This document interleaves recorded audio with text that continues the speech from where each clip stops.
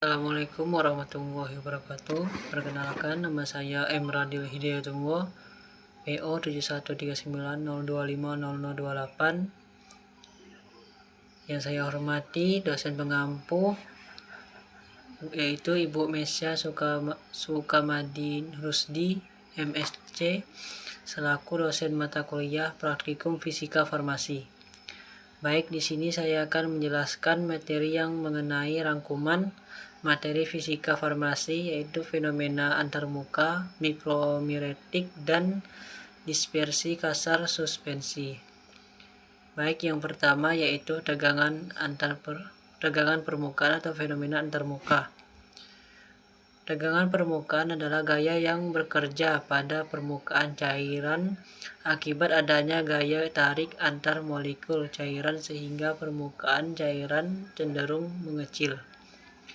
Molekul ini di bagian permukaan cairan memiliki gaya tarik ke bawah lebih besar dibanding ke atas sehingga terbentuk tegangan permukaan. Prinsip pengukuran tegangan permukaan pada praktikum menggunakan metode kenaikan pipa kapiler.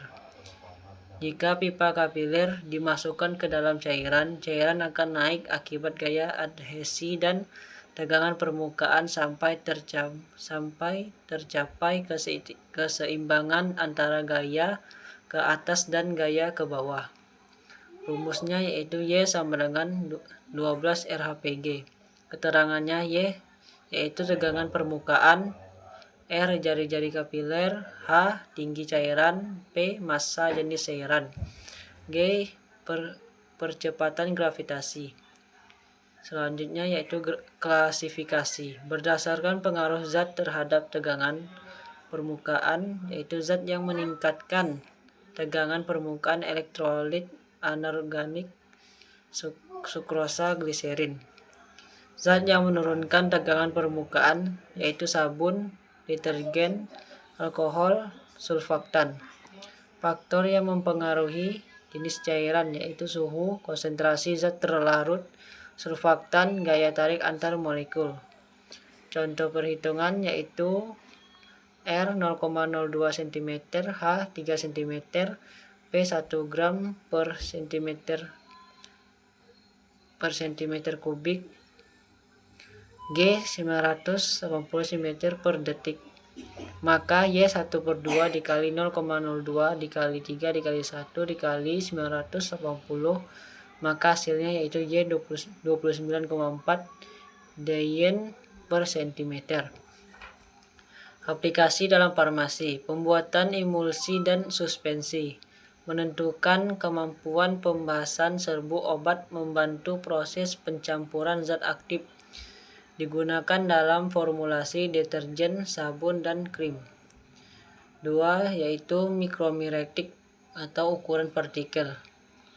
Mikromiretik adalah ilmu dan teknologi yang mempelajari ukuran partikel kecil.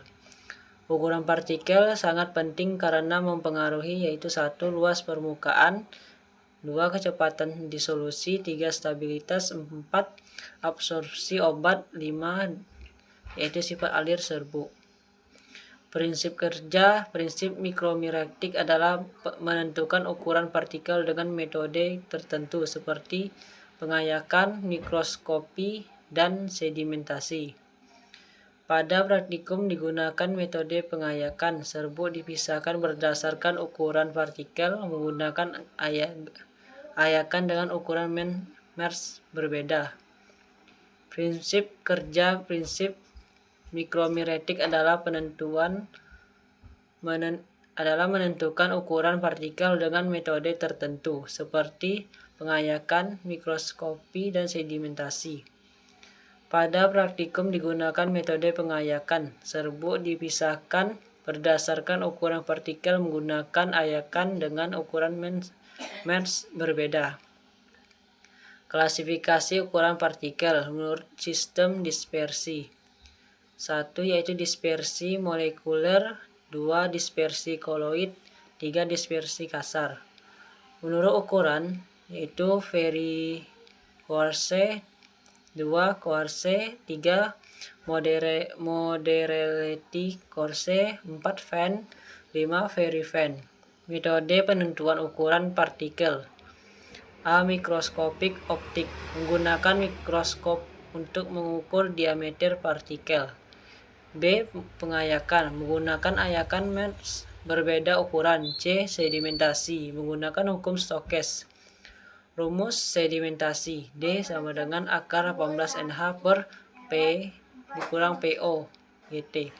Contoh perhitungan misalnya, serbu awal 25 gram tertahan pada MERS 80 sama dengan 5 gram. Persentase bertahan. Persen sama dengan 5 per 25 dikali 100% sama dengan 20%. Aplikasi dalam farmasi. Formulasi tablet dan kapsul. Menentukan kecepatan disolusi obat, stabilitas suspensi dan emulsi, mengontrol homogenitas granul, menentukan sifat alir serbu. 3. Yaitu suspensi.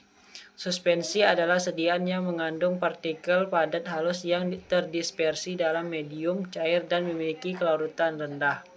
Contoh, sirup antibiotik kering dan suspensi paracetamol.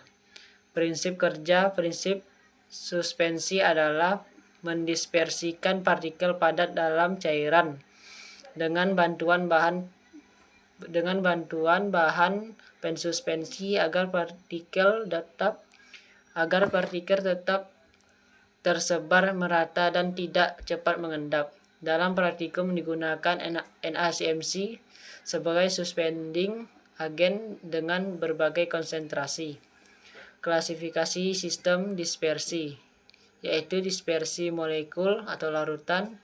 Yang kedua, dispersi koloidal, dan yang terakhir dispersi kasar atau suspensi.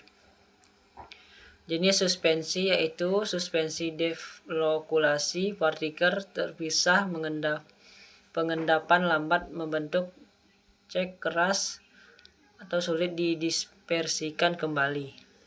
Yang kedua yaitu suspensi flokulasi, partikel membentuk agregat, pengendapan cepat, tidak membentuk cek keras, mudah dikocok kembali.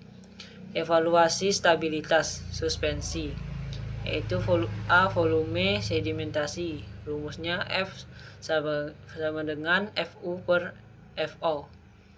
Keterangan FU volume sedimentasi akhir, dan sedangkan FO volume awal suspensi. Jika F mendekati 1, maka suspensi baik.